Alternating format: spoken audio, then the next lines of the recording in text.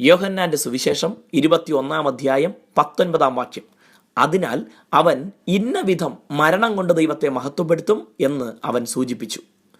നമ്മുടെ ജീവിതം ദൈവത്തെ മഹത്വപ്പെടുത്താനുള്ളതാണ്. ഓരോ നിമിഷവും നമ്മെക്കുറിച്ചുള്ള ദൈവത്തിൻ്റെ പദ്ധതികൾ നിറവേറ്റപ്പെടുമ്പോഴാണ് അത് ദൈവത്തിന് മഹത്വമുള്ളതാകുന്നത്. ഓരോരുത്തരെയും കുറിച്ചുള്ള ദൈവിക പദ്ധതികൾ വ്യത്യസ്തമാണ്. ആകയാൽ മറ്റൊരാൾ ചെയ്യുന്നത് പോലെ എനിക്ക് ചെയ്യാൻ കഴിയുന്നില്ല എന്നോർത്ത് ഒരിക്കലും സങ്കടപ്പെടേണ്ടതില്ല. അതേസമയം ദൈവത്തിൻ്റെ ഇഷ്ടം ചെയ്യാതിരിക്കുന്നെങ്കിൽ ദുഃഖിക്കുക തന്നെ വേണം. നാം ജീവിക്കുന്നത് ദൈവത്തിന് വേണ്ടിയാണ്. നാം മരിച്ചാലും ദൈവത്തിന് വേണ്ടിയാണ്. ജീവിച്ചിരിക്കുമ്പോൾ നാം ദൈവത്തിൻ്റെ ആത്മീയ സാന്നിധ്യം അനുഭവിക്കുന്നുവെങ്കിൽ മരിക്കുമ്പോൾ അക്ഷരാർത്ഥത്തിൽ ദൈവത്തോട് കൂടെ ആയിരിക്കുകയും ചെയ്യും. ആകയാൽ രക്ഷിക്കപ്പെട്ട് ദൈവകൃപയിൽ ജീവിക്കുന്ന ഒരു ദൈവപൈതൽ ഒരിക്കലും മരണത്തെ ഭയപ്പെടേണ്ടതില്ല.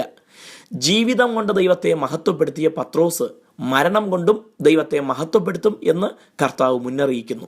ചരിത്രം വ്യക്തമാക്കുന്നത് പത്രോസ് തലകീഴായി ക്രൂശിക്കപ്പെട്ട് യേശുവിൻ്റെ നാമം നിമിത്തം രക്തസാക്ഷിയായി എന്നാണ്.